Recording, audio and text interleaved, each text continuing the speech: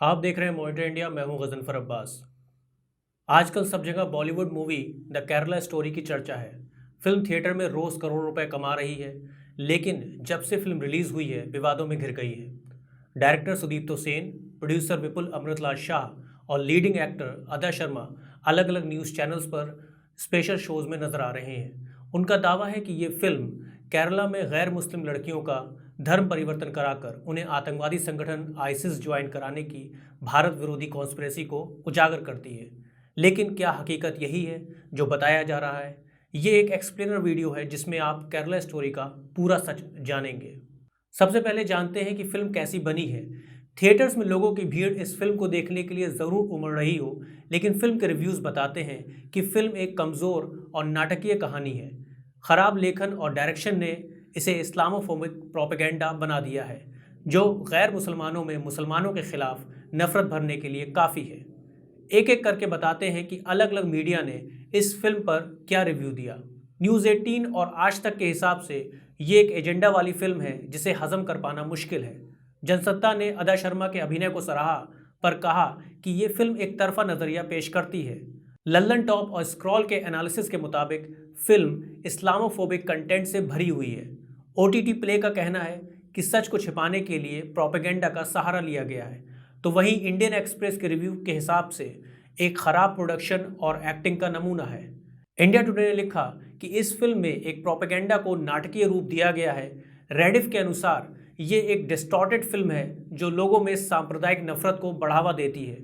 The print ने भी इस फिल्म को एक खराब लेखन और प्रोडक्शन के साथ एक ऐसे कॉमिक की कहानी जैसा बताया जिसमें प्रोपेगेंडा को बढ़ा चढ़ाकर दिखाया गया हो।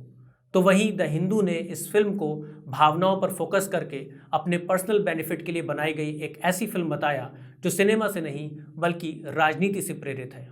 इतने खराब रिव्यूज़ आने के पीछे बहुत सी वजह हैं। फिल्म को देखकर मैंने एनालिसिस किया कि फिल्म ह्यूमन ट्रैफिकिंग पर फोकस करने के बजाय बीजेपी और आरएसएस की कॉन्स्पिरेसी थ्योरी लव जिहाद पर ज़्यादा फोकस्ड है।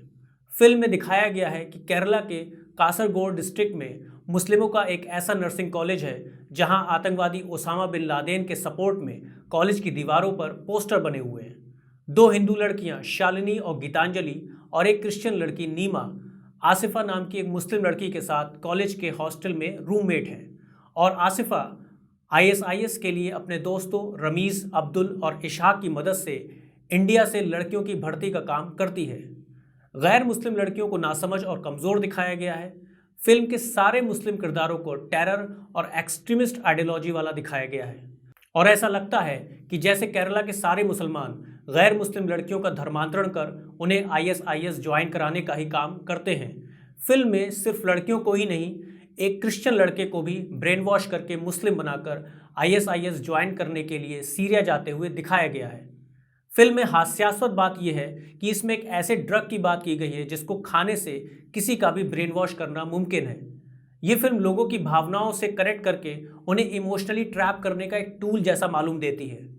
फिल्म इस्लामोफोबिया ही नहीं फैलाती, बल्कि भारत के सबसे शिक्षित राज्य केरला को बदनाम भी करती है।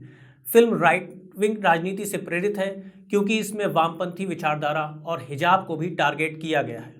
फिल्म की लीड रोल एक्टर अदा शर्मा को इस फिल्म से बहुत उम्मीदें हैं क्योंकि इससे पहले उनकी 6 फिल्में लगातार फ्लॉप हो गई थीं। उम्मीदें इतनी ज़्यादा थीं कि फिल्म को जवाहरलाल नेहरू यूनिवर्सिटी में रिलीज से भी 3 दिन पहले स्क्रीन कर दिया गया। फिल्म को देखकर लगा कि सुदीप्तो सेन और विपुल शाह विवेक अग्निहोत्री और उनकी Islamophobic movie the Kashmir file से ज़्यादा प्रभावित हुए हैं। केरला के मुख्यमंत्री पिनाराई विजयन ने कहा कि ये फिल्म आरएसएस द्वारा केरला को बदनाम करने के लिए एक प्रोपेगेंडा है। वेस्ट बंगाल में ममता बनर्जी ने फिल्म को बैन कर दिया, लेकिन कश्मीर फाइल्स की ही तरह इस बार भी बीजेपी शासित राज्यों में इस फिल्म को टैक्स फ्री कर दिया गया और बीजेपी की तमाम नेताओं ने लोगों को फिल्म देखने की अपील की। यहाँ तक कि कर्नाटक के चुनाव प्रचार में देश के प्रधानमंत्री ने भी केरला स्टोरी को भुना लिया और कहा कि ये स्टोरी एंटी इंडिया प्लॉट को एक्सपोज करती है। फिल्म के खराब रिव्यूज़ और इसके विवादित होने के पीछे फिल्म निर्माताओं के ऐसे दावे हैं जिन्हें सच बताकर फिल्म को पॉपुलर करने की कोशिश पिछले साल से हो रही थी। पिछले साल नवंबर में इस मूवी का ट्रेलर आया जिसमें एक्टर अदा शर्मा फिल्मी नाम शालिनी उन्नीकृष्णन कहती हैं कि वो शालिनी से फातिमा बा बना दी गई हैं और वो अफगानिस्तान की एक जेल में आतंकवादी होने के आरोप में सजा काट रही हैं। और वो अकेली नहीं है, बल्कि उनके जैसी 32,000 लड़कियां हैं जिनका धर्म परिवर्तित कराकर आईएसआईएस ज्वाइन कराया गया। ये ट्रेलर बहुत ही सनसनी फैलाने वाला था, जिससे फिल्म का बहुत प्रमोशन हुआ और लोगों को इस फिल्म को देखने की जिज्ञासा बढ़ने लगी। दूसरा दावा है कि केरला के 2 पूर्व मुख्यमंत्रियों ने राज्य में कन्वर्जन और आईएसआईएस रिक्रूटमेंट के रैकेट पर स्टेटमेंट दिए थे, जिनको फिल्म के डायलॉग के रूप में भी इस्तेमाल किया गया। लेकिन फिल्म के रिलीज से पहले ही जब इन दावों पर विवाद बढ़ा और मामला केरला हाईकोर्ट पहुंचा, तो फिल्म निर्माताओं के पास कोई जवाब नहीं था। प्रोडक्शन टीम ने माना कि ये फिल्म 32,000 लड़कियों की नहीं, बल्कि 3 लड़कियों की कहानी है। कोर्ट की सुनवाई के बाद central board of film certification के निर्देश पर निर्माताओं को अपना प्रमोशनल डिस्क्रिप्शन भी चेंज करना पड़ा और 10 सीन्स भी हटाने पड़े।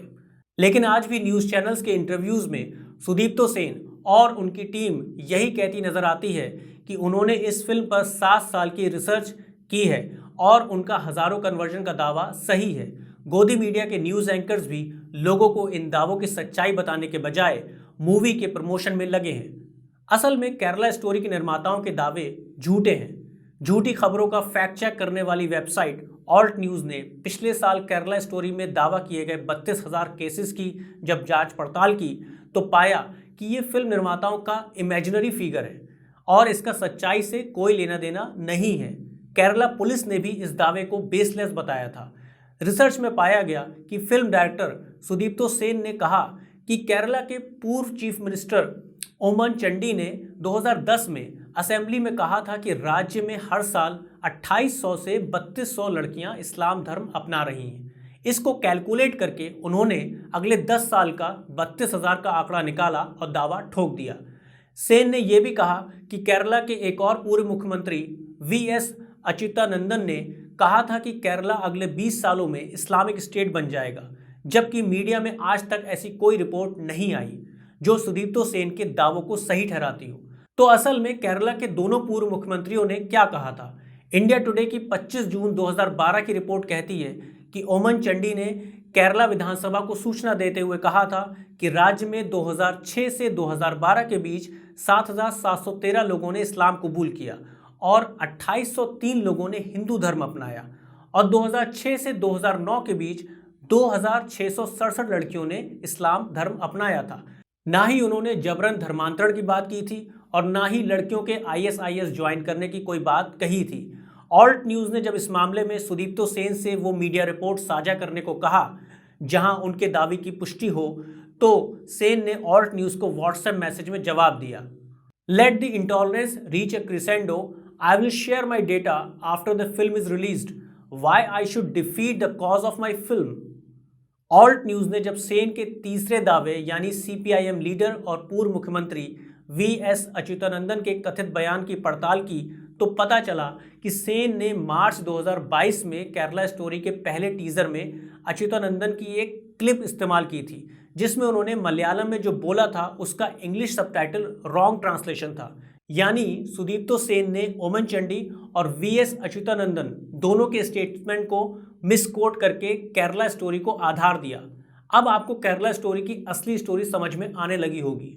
असल में केरला स्टोरी की पटकथा नई नहीं है। सुदीप्तो सेन ने 2018 में कथित लव जिहाद पर in the name of love नाम से डॉक्यूमेंट्री बनाई थी, जिसमें उन्होंने दावा किया था कि केरला से 17,000 और मैंगलोर से 15,000 यानी टोटल 32,000 लड़कियां धर्म परिवर्तित करके आईएसआईएस ज्वाइन करने सीरिया और अफगानिस्तान चली गई हैं। उन्होंने उसी डॉक्यूमेंट्री को मैनिपुलेट करके अब फीचर फिल्म में तब्दील कर दिया है। फिल्म के एंड में तीनों लड़कियों की फैमिली की टेस्टिमनी दी गई है, जिसमें बताया गया है कि शालिनी की मदर ने जो उन्हें वीडियो इंटरव्यू दिया था उसे फिल्म में इस्तेमाल करने से मना कर दिया। शालिनी अभी केरला की 4 और लड़कियों के साथ अफगानिस्तान की एक जेल में बंद है। गीतांजलि की फैमिली कोझिकोडे के एक गांव में रह रही है, तो वहीं नीमा केरला के किसी अनडिस्क्लोज्ड जगह पर रह रही है। अगर हम इंडिया से आईएसआईएस से जुड़ने वालों की संख्या की बात करें तो United states department of states country reports on terrorism 2020 की रिपोर्ट बताती है कि भारतीय मूल के 66 लोगों ने आईएसआईएस ज्वाइन किया। तो वहीं होम मिनिस्ट्री की रिपोर्ट के मुताबिक ये आंकड़ा 155 का है और think tank the observer research foundation की रिपोर्ट 2014 से 2018 के मुताबिक ये संख्या 180 से 200 के बीच है।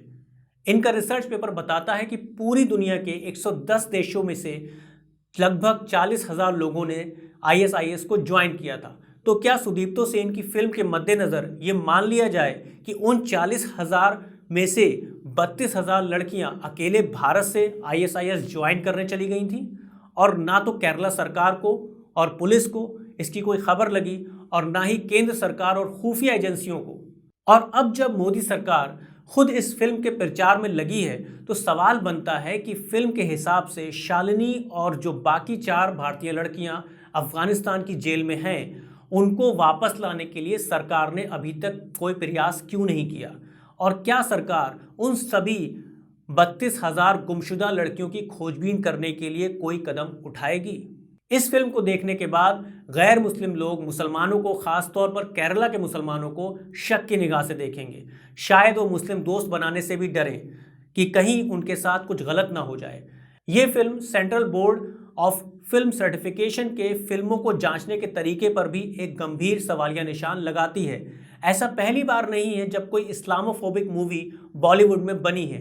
पिछले कुछ सालों से इस तरह की कई मूवीज़ आ चुकी हैं जिनमें CBFC ने अप्रूवल दिया और जिससे भारतीय मुसलमानों के लिए नफरत का माहौल बनाया गया, क्योंकि लोग नहीं जानते कि इस तरह की फिल्मों में फैक्ट्स को कैसे तोड़ मरोड़ कर सच की तरह पेश किया जा रहा है और फिर राजनीति क्या खेल खेलती है ये तो आप देख ही रहे हैं। आपको मॉनिटर इंडिया का ये वीडियो कैसा लगा हमें ज़रूर बताएं। हमारी अगली वीडियोस को देखने के लिए मॉनिटर इंडिया को सब्सक्राइब ज़रूर करें।